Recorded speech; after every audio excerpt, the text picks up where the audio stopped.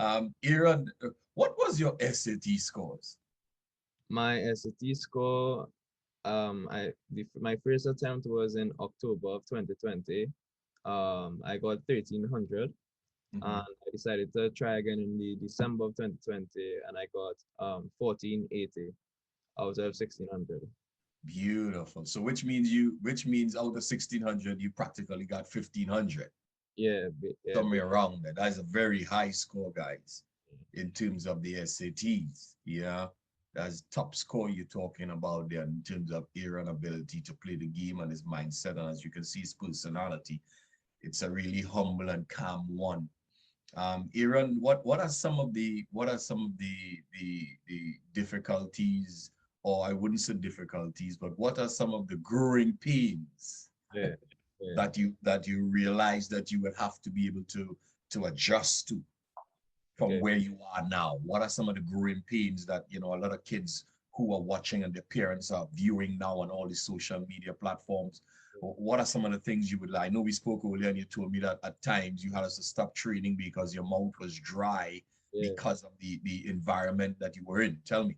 yeah. So I'll speak a little bit about my transition from Trinidad to the US. So I had to come up here early, about 2 weeks early to quarantine. So as soon as I came from the airport, my coach picked me up. It was like late in the night. I just traveled for like 12 hours. Um, and as soon as I got picked up, I had to go straight into a room by myself. And I just remember um, after settling down in the room, I was just taking a shower and I was like, wait, I'm really by myself now. Um, I have no family around me, no Caribbean people around me. And I'm really have to kind of take things into my own hands right now. So that first night was kind of difficult, just kind of realizing that I was by myself on my own and that I would have to be more independent. But after quarantine, I just quarantined for about 5 or 6 days. One the captain came to check me in my room. I never met the captain before, so he was looking pretty old. He was tall. He was he was actually 23 years old. So I thought that he was actually one of the coaches. But so but he checked me out. He was very welcoming. He said if I need any help with anything, let him know. So the following day, he actually helped me to move across into my actual room, from the quarantine room to my actual room, and preseason would actually start the following day after that. So um, when preseason started, we had a meeting with our coach. um, Everyone was in the room.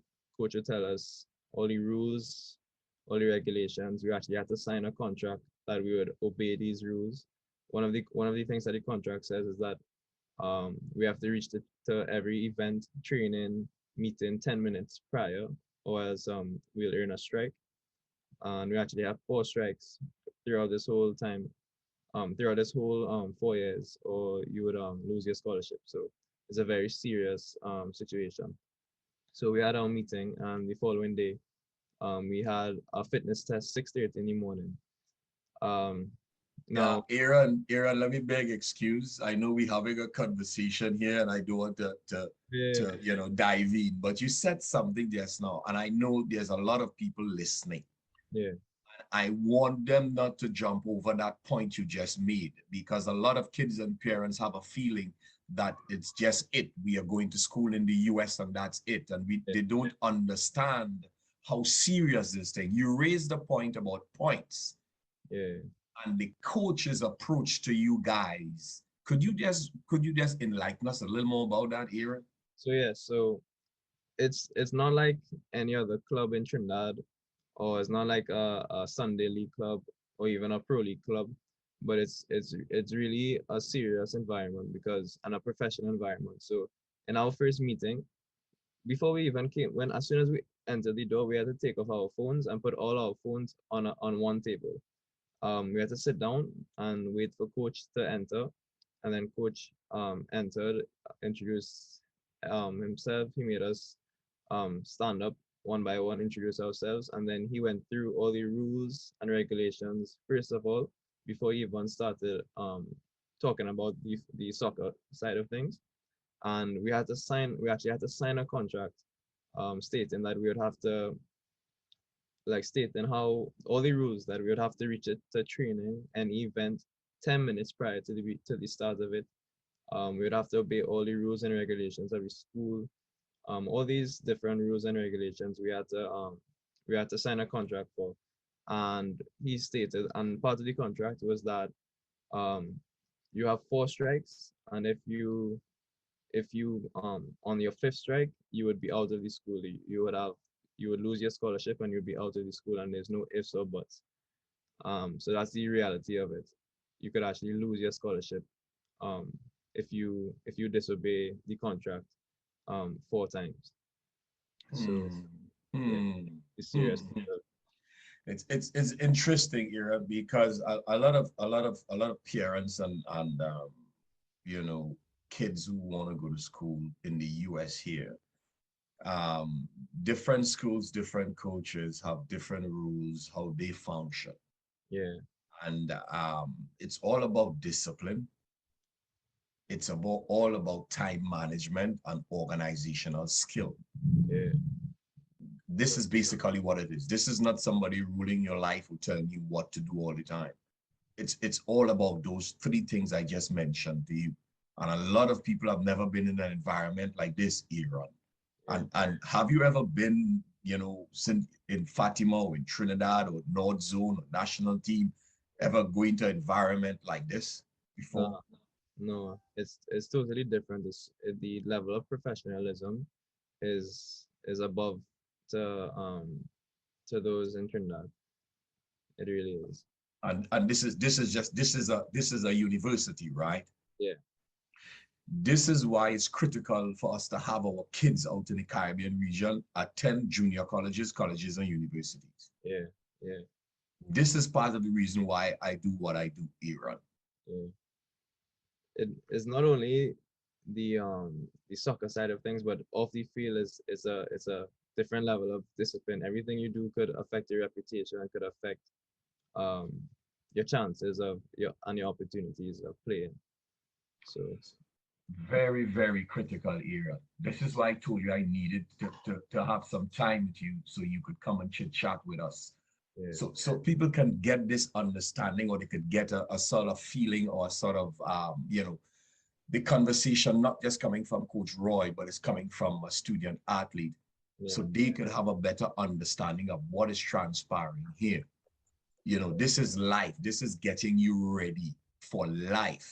When you finish school, when you move into your own business, or when you move into playing soccer at a professional level, you already have 4 years of this training in your foundation, so you can go forward yeah, to do better things and to be organized. So when you come out of this environment, Aaron, and move into a professional environment, it's not difficult for you. yeah, It wouldn't be difficult because you already lived it for 4 years. It's in your system. You are coming out of you are coming out of you are coming out of a you are coming out of a system where they are teaching you, principles yeah, and standards yeah, that you would be able to take with you for the rest of your life. yeah, for sure.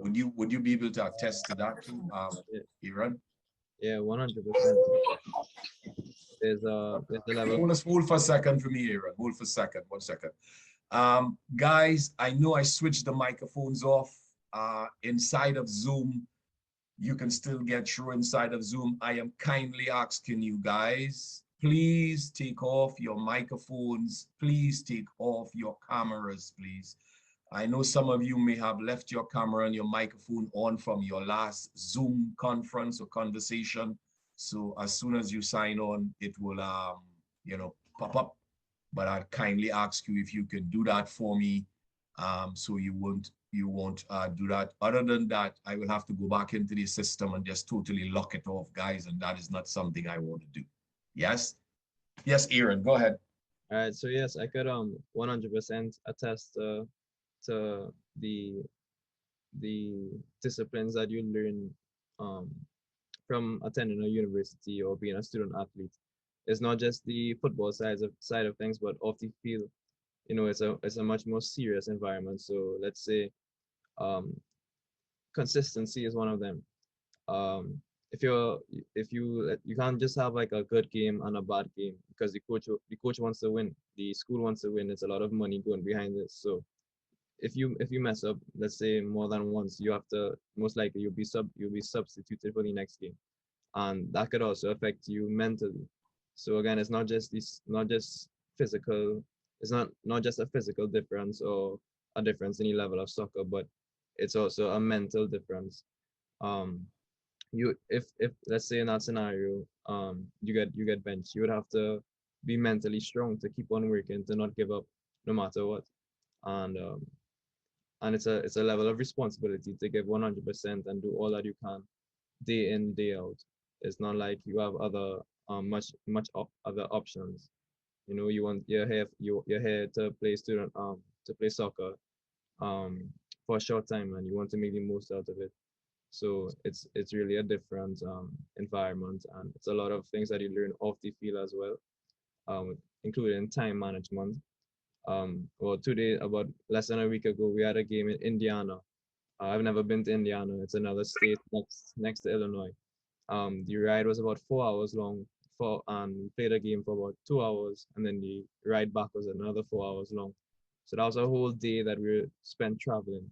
Now on the bus, if you hadn't done your homework in time, you would have to do your homework on the bus. You would have to take every opportunity that you get to do what you can in order to stay on top of your school and so on top of your football and all these things. Um, so we came back about 2 o'clock in the morning, and we had classes about 8 o'clock in the morning the next day. So that's just some of the time management skills, the focus that you need to have. It's more like a job now. It's a much bigger level of responsibility. Interested, Aaron. And this is nothing new to the audience, Aaron. I have been sharing this, but as I said before, I wanted to get someone who's living it, Aaron. Yeah, So so parents and kids, you can really understand what I've been speaking to you guys about. yeah, This is what collegiate soccer is about, guys. This is why too you would see the national team, the US national team. You see where they're at now? I think they're ranked number 10 in the world. yeah, If you go back and check the profile of all these kids who play in the US national team, they come through this system. yeah. So yeah, so I'll go on about the start of preseason. So the Yep. first day, it was we had a fitness test 6:30 in the morning. About let's say a month before I came up here, I knew that we would be doing a fitness test. So I would go to training to work on my fitness. I would do 2 mile runs with some of my friends, time myself, just to make sure I was fit and ready for the fitness test. Now, when I came up, when it was 6:30 in the morning, it was a bit chilly, and I was like feeling cool, and I was wondering why no one else was feeling cool, and they said like it's not even that cold, and I was just there like kind of shivering. So I got ready for I got ready for the run, the 2 mile run, and the goal was to get it under 12 minutes. Now I was using an app before where I've gotten under 12 minutes before, but for some reason this time I didn't get it under 12 minutes, and I think that was because of the change in atmosphere. Honestly, it felt like much less humid than Trinidad. So if like a minute into running, I would feel my throat dry, like completely dry. I'd have to swallow to get some moisture in it, and it was really difficult. I ended up getting like 12 minutes and 30 seconds, but I was in the top 10 of finishing of the finishing time for the 2 mile run. But I honestly thought I was going to do better. So that kind of woke me up that okay, the level of fitness here is really different. I have to adjust to the climate. Um, And then for the first 3 days, we actually had 3 training sessions per day. So later on that day, we had 2 other sessions. The second session, the sun was hot. It was 1 p.m. Sun was really hot. We were just doing some normal 5 versus 5 games because coach wanted to see our playing styles and learn a little bit more about us. And I remember my throat was dry again, and everyone else is just running, sprinting, running. Everybody's fit, and I'm like my throat is dry, my hands on my knees. I'm asking coach, can I just get some water quick? He's like, don't worry, you have 5 more minutes. I'm like, all right, okay. So then I just hung on for that 5 minutes and just went over to the water, and I was like, wait, this is so different, boy.